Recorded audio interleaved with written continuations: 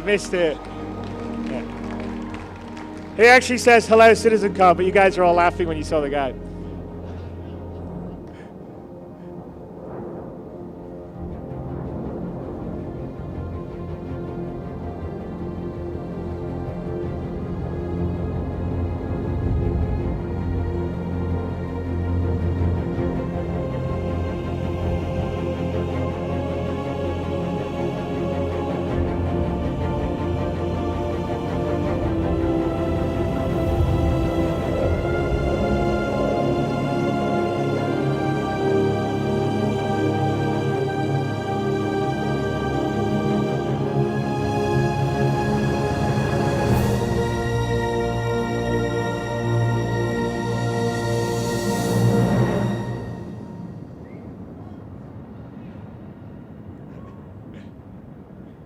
Alright. Here we are in our Constellation Aquila.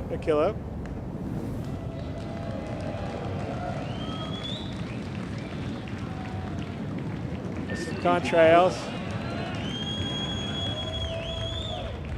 So we're heading towards the distress beacon. So the idea with this would be that, you know, you potentially could get a mission where you get a distress beacon and you're going to find out on, you know, in this particular case, this planet. So we're heading towards it.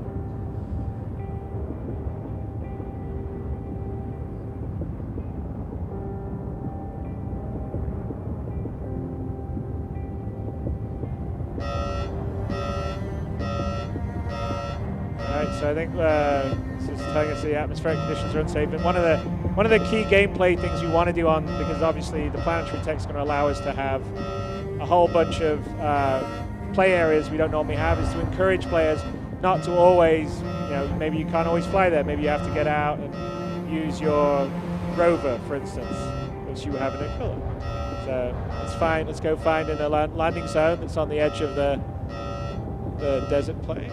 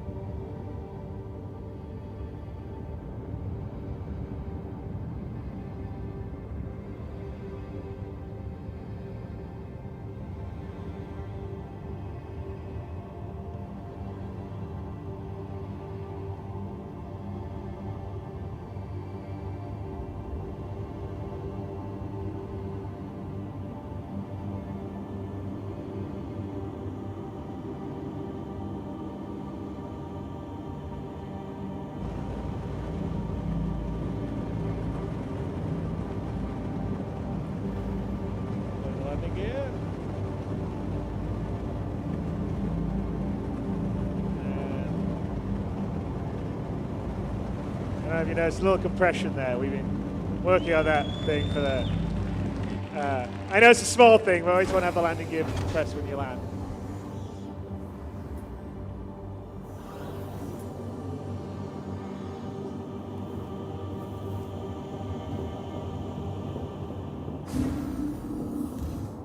Right, so we're going to head out to do some exploring and the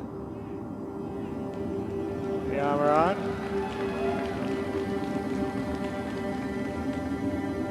Alright, let's get ourselves.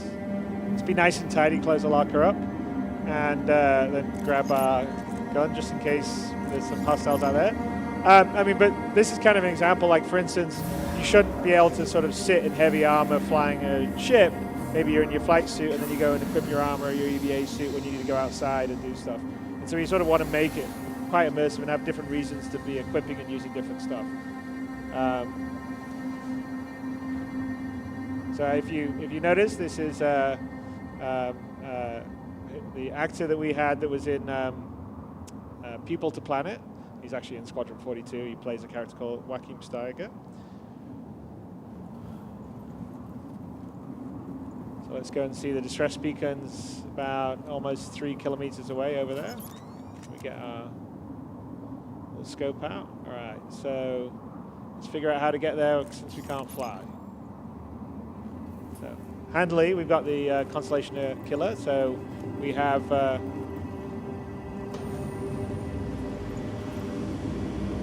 rover.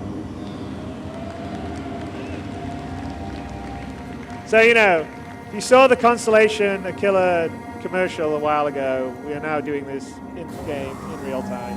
Awesome.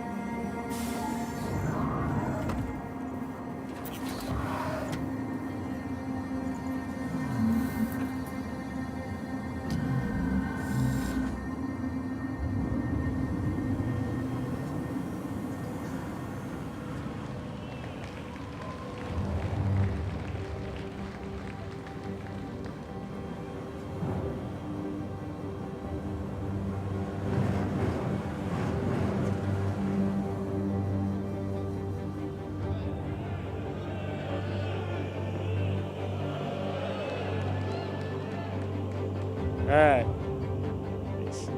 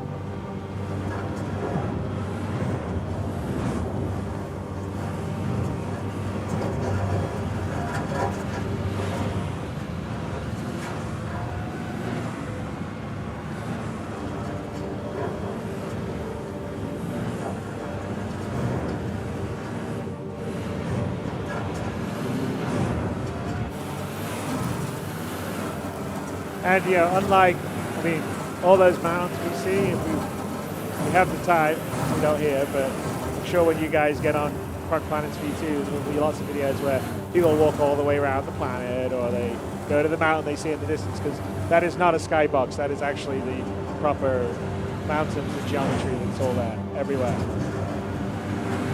And that's actually the liberating thing with this tech is when you build a planet on a planetary scale, its level of detail, and of course you can see up close that it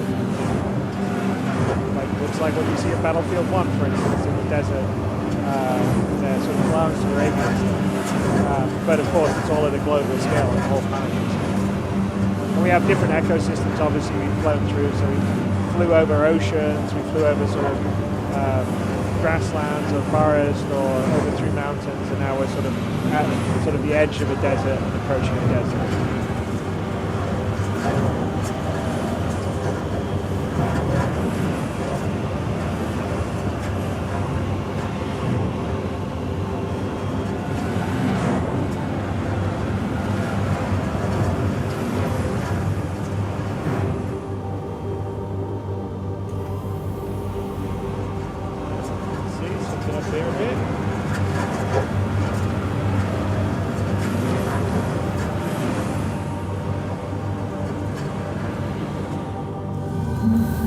Looks like someone didn't heed the atmospheric unsafe flight warning.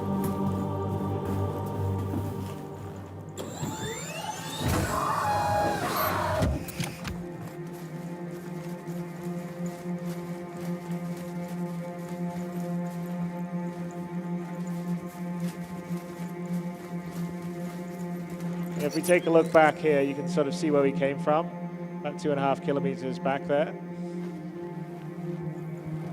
And so we're heading past this rock out, this sort of canyon walls to head to the distress beacon.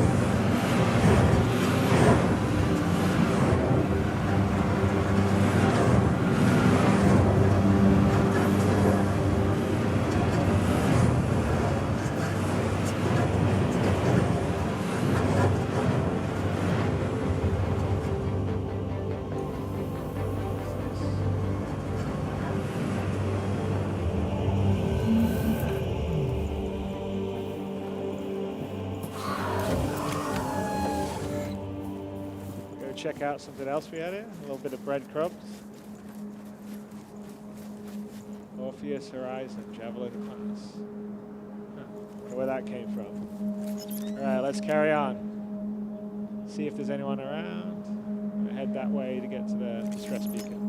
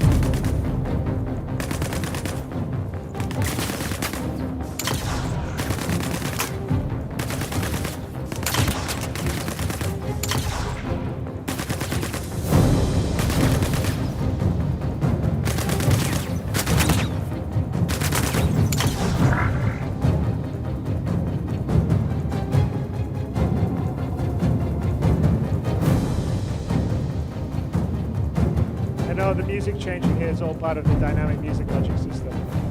So it'll start to calm down now that the combat's over. Right, so that's, well, we lost our rover, that's not so good.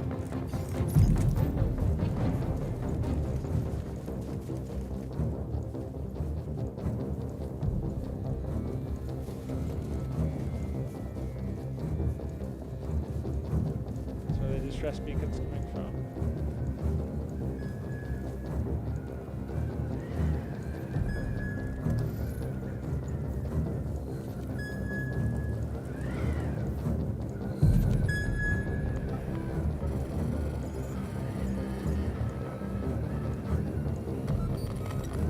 Was a trap.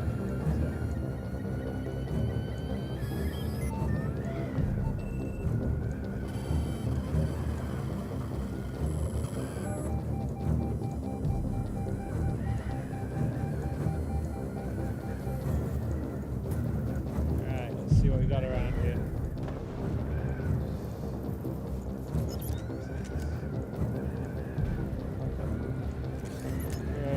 Conveniently, some sand nomad dragonflies.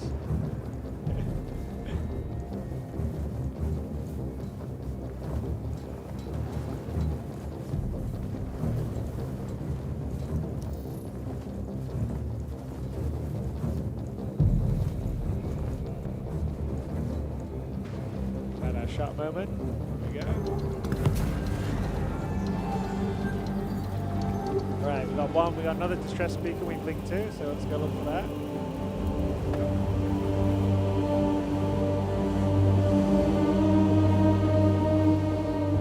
And remember, we came all the way down from the planet, all the way down here, and we're down driving around at this level of detail. So that's kind of a big testimony to what the Proc Planet V2 stuff does, and the tools it's given the artists to. This looks amazing. You wouldn't think that it's at a global scale.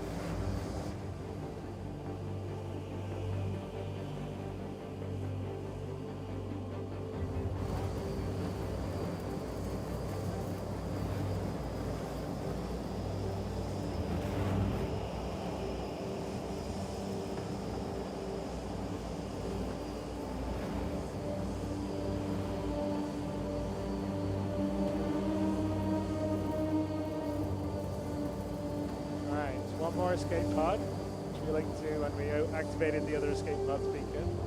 So Vince, by the way, Vince is our lead QA in Los Angeles. He's a much better pilot than me. So you should give him your appreciation. Otherwise, you'd have me crashing into things.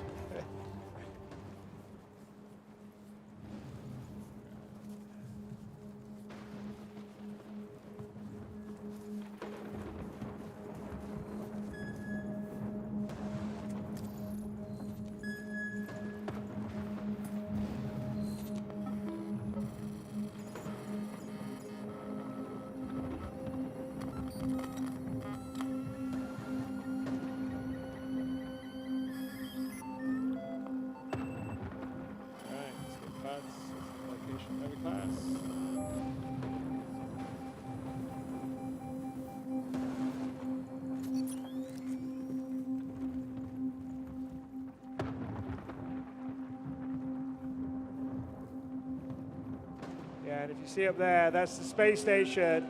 And if you look closer, you can actually see the rings slowly rotate. But that is the space station we flew past on the way down. And that's kind of what the sort of tech and the 64-bit precision for positional space gives you. We just can have this dynamic range of scale that I don't think any other game has. So all this up-close detail at this level, at as high quality first person as you see in any other game, but on a global or a planetary or even star system scale. Right, so Orpheus, Horizon, Black Box. So we've now, between the two pods, triangulated to where the Black Box of the Orpheus Horizon is, which is the crashed spaceship. And hopefully we'll find it.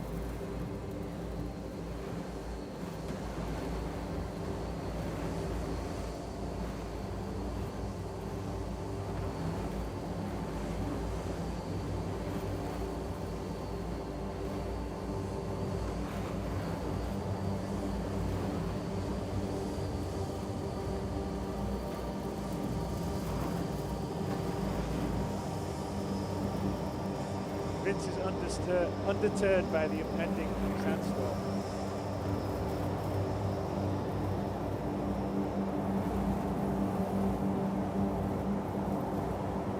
But seriously, the sandstorm's an example of we want to have dynamic weather on the procedural planets, and we're working to have sort of a dynamic procedural weather system and things like sandstorms, hurricanes, various weather systems are all things that we'll model onto the planets that will add additional sort of drama and challenges for when you're adventuring and playing around. Alright, let's go check out these wreckages.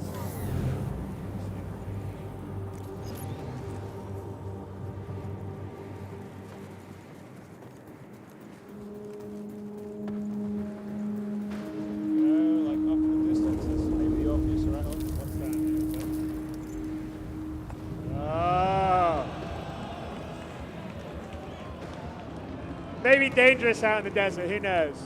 That looks like the Orpheus Horizon in the desert. But we're just gonna do it!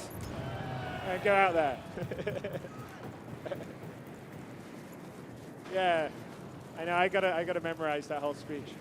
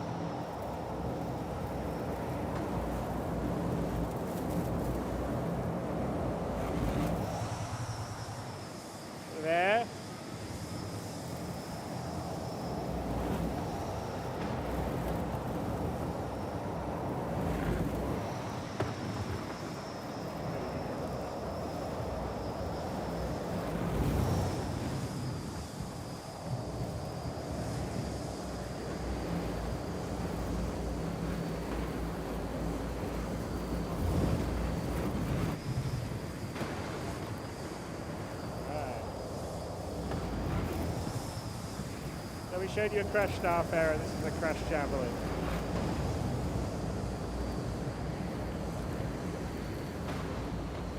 Well, we'll just pop off here. Still about 200 meters away. And check out how we're going.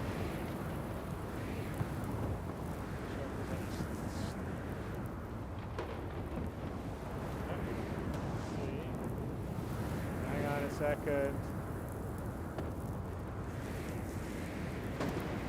Looks like there's a sad nomad. So should we shoot him? Alright.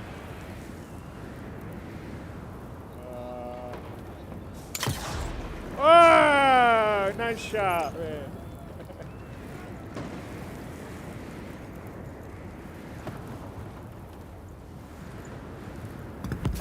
Vince got cocky. He's like on the move too.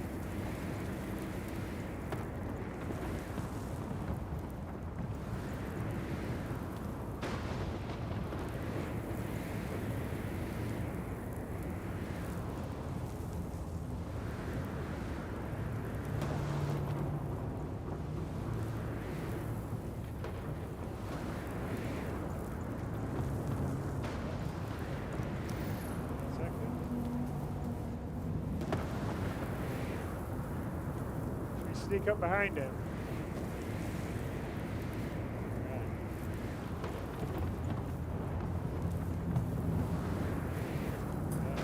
Watching the incoming sandstorm.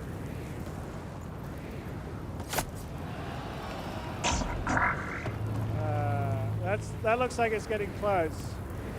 Okay, let's get out of here. Shit.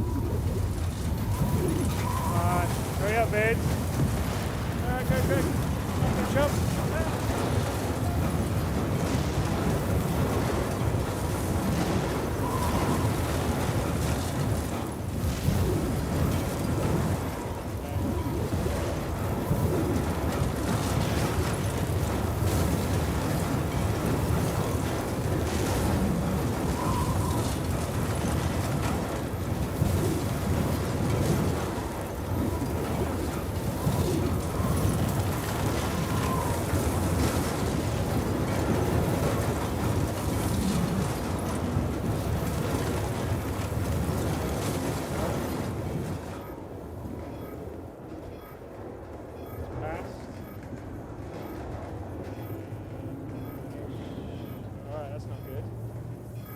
Lost our way in. Yeah, let's see here. That's where the black box is. Right.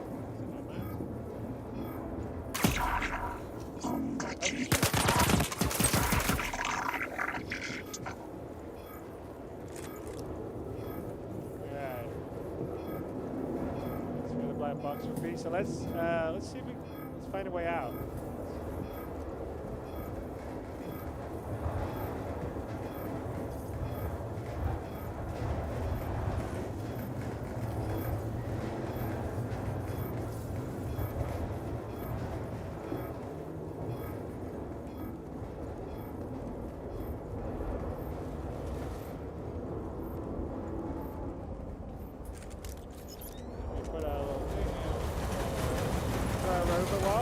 Where we were, the Connie up there, which is probably about, I think, 8 or 9 kilometers away.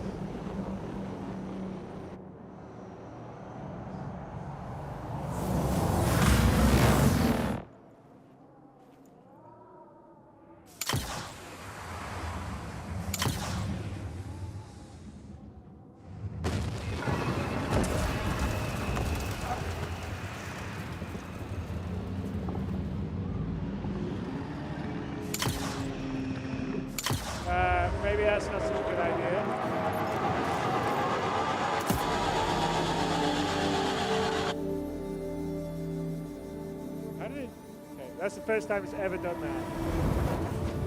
But you get to see the pull-out twice now. How did it go to the console? Did you get a key or did...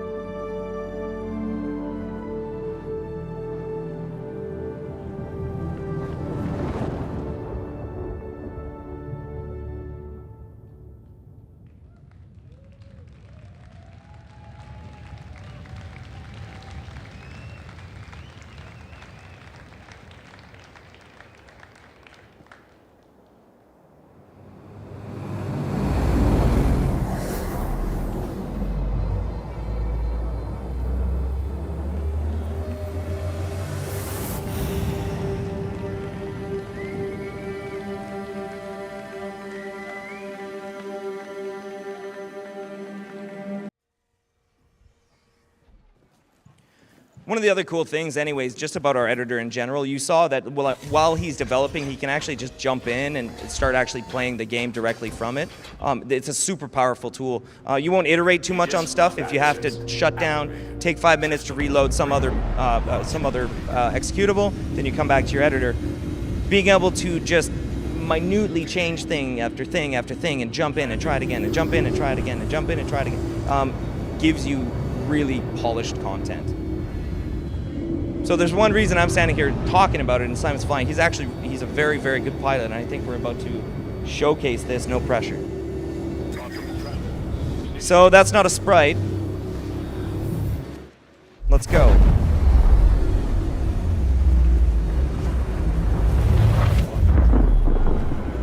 All right. So a little bit of a different looking planet here.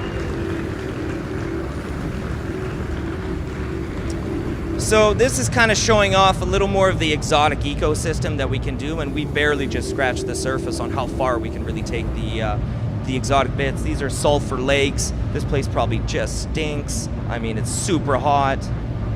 The sunset, though, that you can see, again, with the atmosphere scattering, we get this for free. Not for free. I mean, somebody worked very, very hard on it, Carson Wenzel. But in terms of actually running in the game, when the sun comes down on the horizon, yeah, we're going to get that scattering. We get natural day-night cycles because, well, the planet's rotating. So you see they're doing a bit of mining here, but he's brave. All right.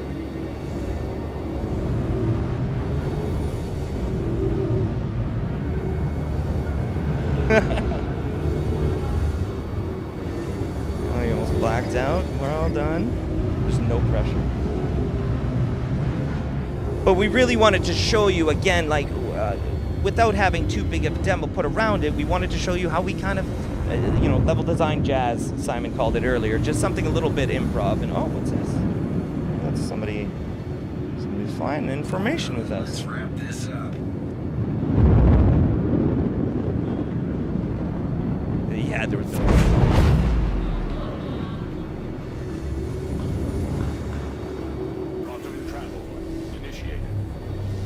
So we're gonna go chase him down, see where he went.